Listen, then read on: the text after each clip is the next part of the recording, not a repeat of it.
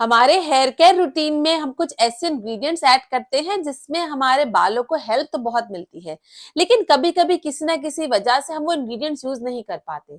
जैसे कि कभी कभी कोई कल्चरल प्रॉब्लम होता है, कोई रिलीजन प्रॉब्लम होता है। एग्जाम्पल के तौर पर काफी कल्चर में हम लोग अंडा यूज नहीं करते, प्याज यूज नहीं करते।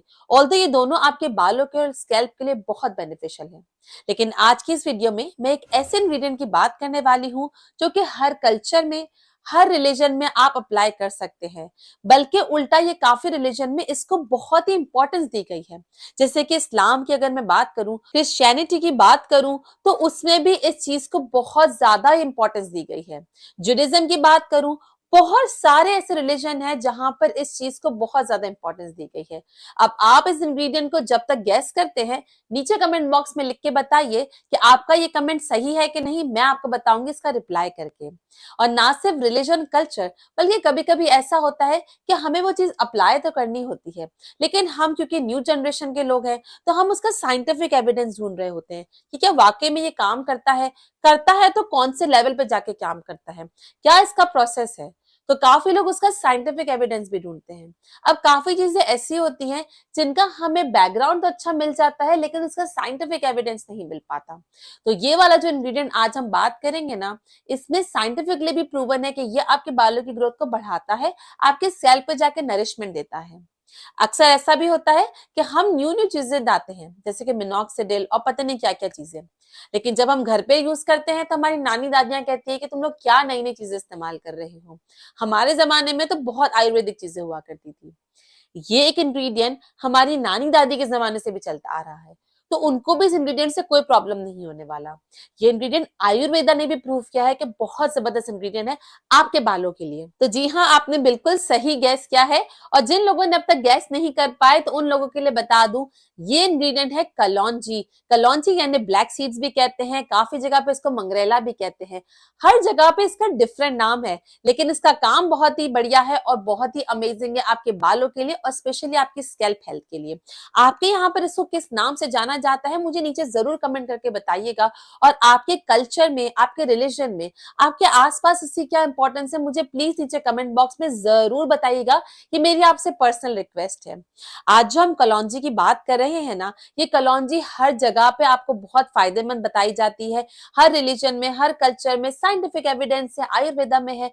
अब और हमें क्या चाहिए। अक्सर जगह पे हम लोग ने मेथी की बात सुनी है, रोजमेरी की बात सुनी है, लेकिन कलौंजी इतना बेनिफिशियल होने के बावजूद भी थोड़ा सा बैकफुट पर है। काफी लोग इसके बारे में बात नहीं करते, लेकिन आज इस वीडियो में डॉक्टर मदिया भाई ने आप लोगों के लिए लेकर आई है कलौंजी की एक ऐसी रेमेडी जो कि आपने आज से पहले शायद ही कभी अप्लाई की हो। अब कलौंजी का हम हेयर मास्क बनाते हैं, हेयर टोनर बनाते हैं, हेयर ऑयल भी बनाते हैं। नॉर्मल कलौंजी का हेयर ऑयल बनाने के लिए आप कलौंजी को सिर्फ बेस ऑयल में डालकर डबल बॉयलर की मदद से बॉईल कर सकते हैं। मैंने भी वो ऑयल ट्राई किया है। काफी दफा मार्केट से भी हमें बने बनाए कलौंजी के ऑयल मिल जाते हैं, लेकिन आज जो हम कलौंजी के ऑयल बनाने वाले हैं ना, ट्रस्ट मी, अगर आपने इस तरीके से बना लिया ना, तो आप इसके अलावा कोई और तेल इस्तेमाल ही नहीं करने वाले हैं। मैंने ये तेल एज एन एक्सपेरिमेंट बनाया था और मुझे इसके बहुत बढ़िया बेनिफिट मिले हैं। सिर्फ 20 दिन में ही बालों की काया पलट गई है। हो सकता है आपको 20 दिन से ऊपर लगे, लेकिन मुझे 20 दिन में ही इसके इफेक्ट दिखना स्टार्ट हो गए थे। तो आप आज ही वीडियो फौरन से देखें और फौरन से इस रेमेडी को बनाइए। ज्यादातर जो इंग्रेडिएंट है ना, वो हमारे घर पे ही मौजूद होंगे। अगर कुछ नहीं मिलते, आपके पास अवेलेबल नहीं है, आप नहीं खरीद सकते, मुझे नीचे कमेंट सेक्शन में आप पूछ सकते हैं कि ये इंग्रेडिएंट हमारे पास नहीं है तो हम उसकी जगह पर क्या सब्स्टिट्यूट यूज करें। और आपके लिए मैं बता दूं, मैं एक एक कमेंट पढ़ती हूँ और कोशिश करती हूँ कि हर एक कमेंट का रिप्लाई जरूर करूं। तो प्लीज जो भी प्रॉब्लम होती है आप उसको स्किप मत कीजिएगा, आप मुझे नीचे पूछ लीजिएगा, तो मैं आपको इसका ऑल्टरनेट बता दूंगी। अब ये ऑयल चल के देख लेते हैं किस तरीके से बनाना है, लेकिन उससे पहले अगर आप लोग में से कुछ ऐसे लोग हैं जो कि मुझसे पर्सनल कंसल्टेशन किसी भी वजह से नहीं ले सकते, तो वो मुझसे पूछते हैं कि हम कौन सा हेयर ऑयल यूज करें, आप कोई एक हेयर ऑयल बता दें। एक हेयर ऑयल वैसे तो जनरली बताना बहुत मुश्किल है, लेकिन आई वुड हाईली रिकमेंड कि ये जो ऑयल हम बना रहे हैं ना, आप ये वाला जरूर बना के देखिएगा। इसको कंटिन्यूसली 3 महीने अप्लाई कीजिएगा। हफ्ते में आपको इसको सिर्फ 3 दिन अप्लाई करना है और अप्लाई करने के बाद ओवरनाइट रखना है।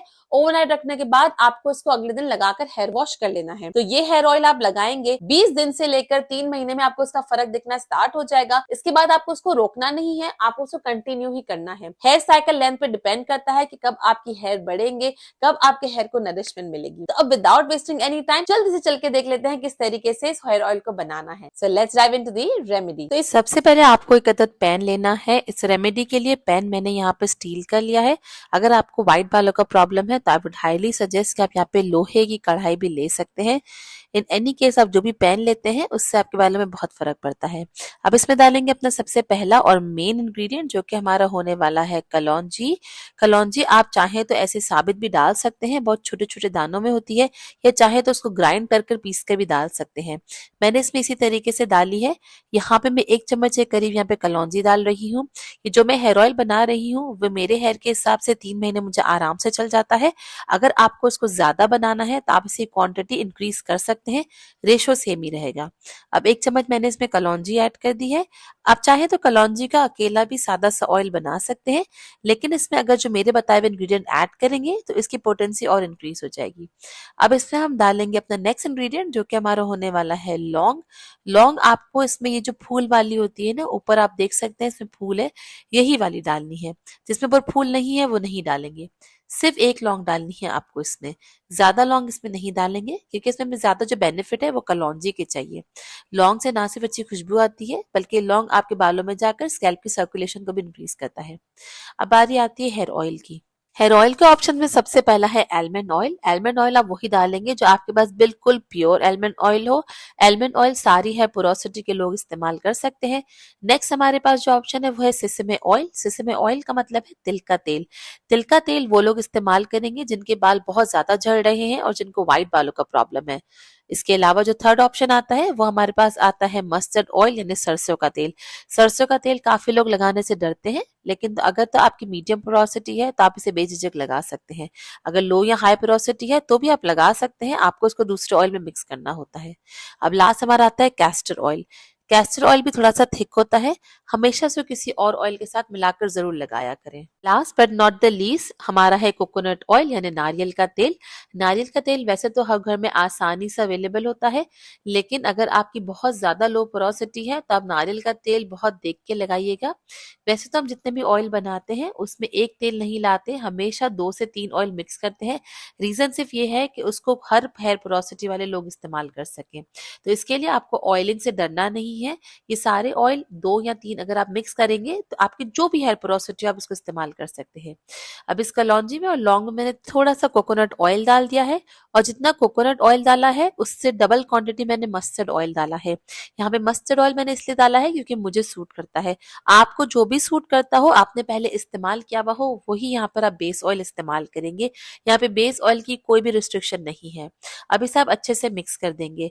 अब यहाँ पर जिन लोगों को ऑयल चूल्हे पे पकाने से प्रॉब्लम है, वो कंफर्टेबल नहीं है, तो आप इसी चीज को एज इट इज एक बॉटल में रख सकते हैं और उस बॉटल को आप धूप में रखेंगे 2 दिन के लिए और फिर आप इसे इस्तेमाल कर सकते हैं। अब इसमें डालूंगी अपना नेक्स्ट इंग्रेडिएंट जो कि हमारा होने वाला है द मोस्ट इंपॉर्टेंट इंग्रेडिएंट। ये है हमारा मेथी दाना यानी फेनुग्रीक सीड्स। फेनुग्रीक सीड्स हम सब जानते हैं हमारे बालों के लिए कितना इंपॉर्टेंट है, लेकिन यही फेनुग्रीक सीड्स अगर आप अलग से इस्तेमाल करते हैं उसके डिफरेंट बेनिफिट्स हैं, और यही चीज अगर आप कलौंजी के साथ इस्तेमाल करते हैं तो उसके डिफरेंट बेनिफिट्स हैं। अक्सर हमने देखा है कि फेनुग्रीक सीड्स यानी मेथी दाने को हमेशा कलौंजी के साथ ही इस्तेमाल ज्यादातर किया जाता है। रीजन ये है कि जब दोनों पार्टिकल्स आपस में मिलते हैं तो ये एक्टिवेट ज्यादा जल्दी हो जाते हैं। जिन लोगों ने यहाँ पर मस्टर्ड का तेल यानी सरसों का तेल इस्तेमाल नहीं किया है बल्कि कोई दूसरा तेल इस्तेमाल किया है, तो वो यहाँ पर ये मस्टर्ड के सीड्स भी ऐड करेंगे। अगर आप मस्टर्ड के सीड्स ऊपर से ऐड कर रहे हैं तो आपको तकरीबन आधी चम्मच मस्टर्ड के सीड्स ही ऐड करने हैं। लेकिन अगर आपने यहाँ पर मस्टर्ड ऑयल यानी सरसों का तेल ऐड किया है तो फिर ये बीज आपको डालने की जरूरत नहीं है। इसे वही लोग डालेंगे जिन्होंने इसमें मस्टर्ड ऑयल नहीं डाला है। अब आती है नेक्स्ट की बारी। ये है हमारे हिबिस्कस फ्लावर। हिबिस्कस फ्लावर यानी गुड़हल के फूल, ये आसानी से आपको फ्रेश भी मिल जाएंगे, लेकिन अगर आपके पास फ्रेश नहीं है तो ऑनलाइन इस तरीके से आपको ड्राइड मिल जाते हैं। मैं आपको इसकी शक्ल अंदर से दिखा देती हूँ ये किस तरीके के दिखते हैं। ये सारे ड्राइड हिबिस्कस के फ्लावर है। आपको इतने से ऑयल के लिए बिल्कुल एक बड़ा वाला लेना है और एक छोटा वाला लेना है। ये 2 बड़े आप तब लेंगे जब आपका ऑयल तकरीबन आधे लीटर से ऊपर का हो।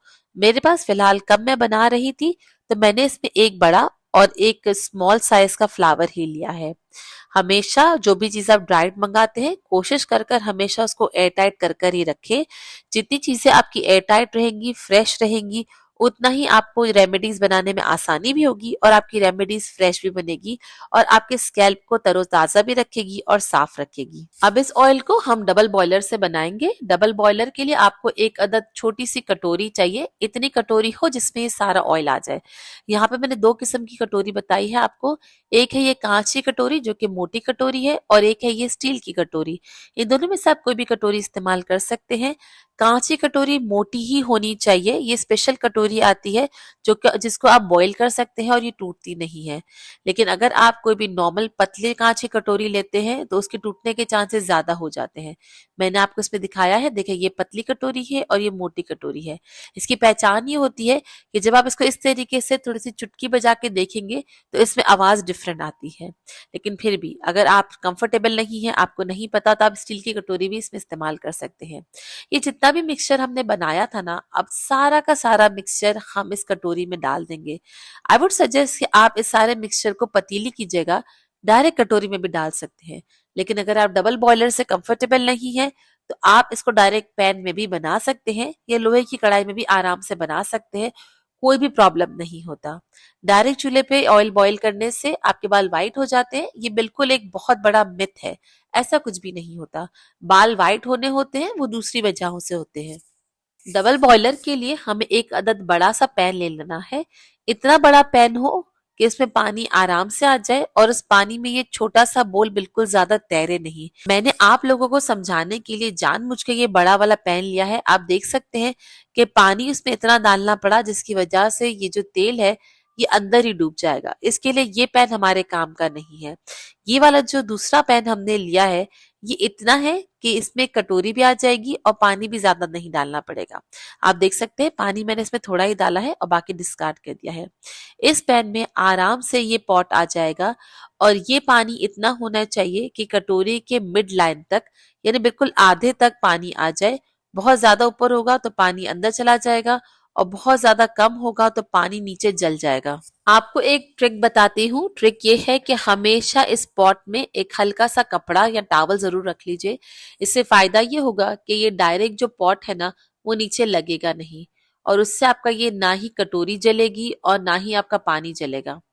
ये पॉट आपने इस कपड़े पे रखा और चाहे तो थोड़ा सा पानी इसमें आप ऐड कर सकते हैं। देख सकते हैं ये अच्छे तरीके से फिक्स हो गया है और नीचे जो पानी है वो बहुत ज्यादा कम भी नहीं है, बहुत ज्यादा भी नहीं है। ये बिल्कुल परफेक्ट हो गया है। अब आप इसको एक दफा अच्छे से पहले मिक्स कर लेंगे और फिर इसे आप चूल्हे पे रख देंगे। अगर आप इसको डायरेक्ट बना रही हैं तो ये ऑयल कम आंच पे यानी बिल्कुल स्लो आंच पे सिर्फ 10 से 15 मिनट में ही बन जाता है। लेकिन अगर आप इसको डबल बॉयलर की मदद से बना रहे हैं तो मुमकिन है कि आपको आधा घंटा भी लगे। आधे घंटे में ये स्लो स्लो स्टार्ट हो जाता है बनना। इसकी पहचान ये है कि इसके साइड से इस तरीके से बबल्स आना स्टार्ट हो जाएंगे। आपको इसको बीच बीच में हिलाते रहना है और आप देख सकते हैं साइड में जो पानी था उसमें से भाप यानी स्टीम भी आना स्टार्ट हो गई है। अब इसको आप थोड़ा सा और मिक्स करते रहेंगे ताकि जो इसके इंग्रेडिएंट्स हैं वो नीचे बैठे नहीं और साथ ही साथ एक्टिवेट भी होते रहे। अगर आपने नॉर्मल कोकोनट ऑयल लिया है या कोई भी ट्रांसपेरेंट ऑयल लिया है तो इस सिचुएशन में आकर उसका कलर थोड़ा सा हल्का सा गोल्डनिश कलर हो जाएगा। पर मैंने यहाँ पर क्योंकि मस्टर्ड ऑयल लिया था वो इट्स सेल्फ ही गोल्डन या ब्राउनिश कलर का होता है, इसके लिए इसमें आपको डिफरेंस नहीं दिखेगा। लेकिन अगर प्लेन कोकोनट ऑयल लिया है या कोई ट्रांसपेरेंट ऑयल लिया है उसमें आपको इस लेवल पे आकर अच्छा खासा कलर डिफरेंस दिखने लग जाएगा। आप देख सकते हैं यहाँ पे ऑयल थोड़ा सा ज्यादा गाढ़ा होना स्टार्ट हो गया है। हमें ऐसा ही चाहिए, डरने की बात नहीं है। यहाँ पर हर पोरोसिटी वाले इसको इस्तेमाल कर सकते हैं। आप देख सकते हैं पानी अच्छा खासा उबल रहा है और ये ऑयल भी अच्छा खासा इन्फ्यूजन इसका स्टार्ट हो गया है। अब इसको आप साथ साथ हिलाते रहेंगे।